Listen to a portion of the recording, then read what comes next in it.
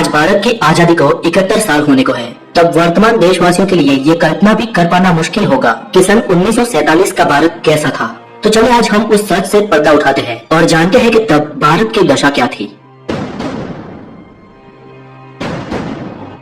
साक्षरता की बात करें तो आजादी के वक्त पूरे अखंड भारत में सिर्फ 12% लोग ही पढ़ और लिख सकते थे।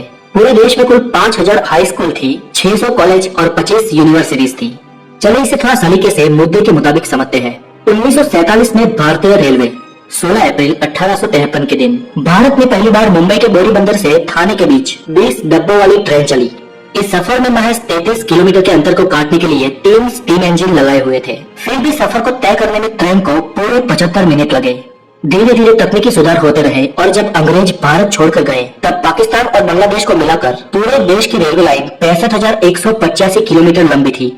देश की पूरी रेल व्यवस्था देसी रजवाड़ों और प्राइवेट कंपनियों में बटी हुई थी, जिसे आजादी के तुरंत बाद भारतीय सरकार ने अपने कंट्रोल में लेना शुरू कर दिया। किराए की बात करें तो पाई से लेकर कुछ आने तक था। 1947 में बॉम्बे में कुल 204 ट्रेनें दौड़ती थी। बॉम्बे शहर की आबादी तब 16 लाख हुआ करती थी, पर उस वक्त बॉम्बे की सीमा सिर्फ अंधेरी तक ही थी। अंधेरी के बाद का इलाका जोगेश्वरी आउट ऑफ बॉम्बे में गिना जाता था। सन 1947 में भारतीय मोटर गाड़ी। सन 47 तक भारत में हिंदुस्तान मोटर्स और महिंद्रा एंड महिंद्रा जैसी गाड़ियों का जमाना आ चुका था। यातायात की बात करें तो ओपन डबल डेकर और सिंगल डेकर जैसी बसें दौड़ती थी। किराया तब कुछ 4 आने के आसपास था और पेट्रोल के दाम 41 पैसे प्रति लीटर थे। सन 1928 में अमेरिकन कंपनी जनरल मोटर्स का भारत में आगमन हुआ था। जनरल मोटर्स के सेवरलेट ट्रक भारत में बहुत चलते थे, लेकिन आजादी के बाद ही 1948 में भारत सरकार ने जनरल मोटर्स कंपनी की छुट्टी कर दी, क्योंकि जनरल मोटर्स हमारी देसी मोटर कंपनी हिंदुस्तान मोटर्स को कड़ी चुनौती दे रही थी। लेकिन इतिहास ने अपने आप को फिर दोहराया। 50 साल बाद हिंदुस्तान मोटर्स ने ओपल कार बनाने के लिए उसी जनरल मोटर्स के साथ मिलकर वडोदरा के पास फैक्ट्री डाली। 1947 में भारतीय विमान व्यवहार। आपको ताज्जुब होगा कि 1947 में भारत में Indian National Airways, Mission Airways, Ambika Airways, Kalinga Airways, Deccan Airways, Air Service of India, Bharat Airways, Himalaya Aviation, Dalmia Jain Airways, Jupiter Airways जैसी एविएशन कंपनियां थी। भारत देश में उस वक्त इतनी सारी विमान सेवाएं होने का कारण ये कि 1945 में द्वितीय विश्व युद्ध की समाप्ति के बाद अमेरिका ने अपने कई सारे हवाई जहाज बेच दिए थे। कुछ धनिक भारतीयों ने उन्हें खरीदकर एयरलाइंस का बिजनेस शुरू कर दिया। कंपटीशन इतनी तगड़ी हुई कि ज्यादातर एयरलाइंस घाटे में आ गई। कुछ 8 एयरलाइंस का भारत सरकार ने राष्ट्रीयकरण करके एक नाम दिया, जो था इंडियन एयरलाइंस, और टाटा एयरलाइंस का तो नाम पहले से ही एयर इंडिया कर दिया गया था। 15 अगस्त 1947 के दिन भारत में कुल 15 एयरपोर्ट थे।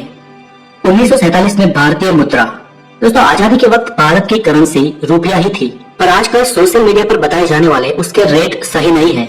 सोशल मीडिया पर आमतौर पर ये मैसेज वायरल होते हैं कि तब भारत का 1 रुपया 1 डॉलर के बराबर था, लेकिन वास्तव में सन 1947 में 1 डॉलर बराबर 3.13 इंडियन रुपीस था और 1 पाउंड बराबर 13.33 इंडियन रुपीस। बेशक रुपया तब आज की वैल्यू के मुकाबले बहुत मजबूत था। बंटवारे के दूसरे ही दिन पाकिस्तान के सामने ये प्रश्न था कि वो अपने देश में आर्थिक व्यवहार किस मुद्रा में करे, क्योंकि तब नोट छापने की 6 प्रिंटिंग मशीनें थी और 6 की 6 भारत की थी। इसलिए पाकिस्तान ने परमिशन लेकर भारत के ही नोट पर हुक्म पाकिस्तान लिखकर अपना काम चलाया। सन 1947 में चीजों के दाम। तब अच्छी क्वालिटी के 1 किलो चावल 26 पैसों में मिलते थे, शक्कर 57 पैसे किलो थी, केरोसिन 23 पैसे लीटर और 55 किलो सीमेंट सिर्फ 3 रुपए में मिलती थी।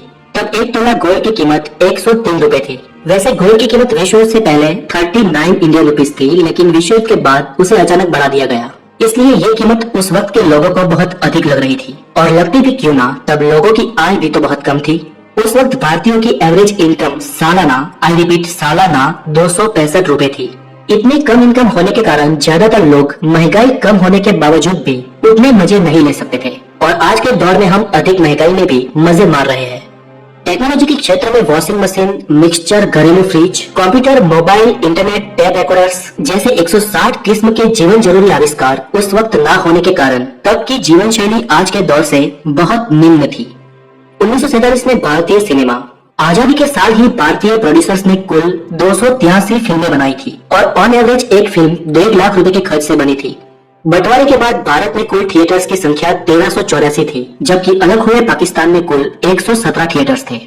तो दोस्तों हमारे पुरखों ने जिए उस दौर की बातें आपको कैसी लगी हमें कमेंट बॉक्स में जरूर बताएं। और अगर आप नए हैं तो द नॉलेज को जरूर सब्सक्राइब करें और हो सके इतने इस वीडियो को लाइक और शेयर करें। आपकी शुभकामनाओं के साथ फिर मिलेंगे हेल्दी नॉलेज के साथ। तब तक के लिए खुश रहे। वंदे मातरम। Take care.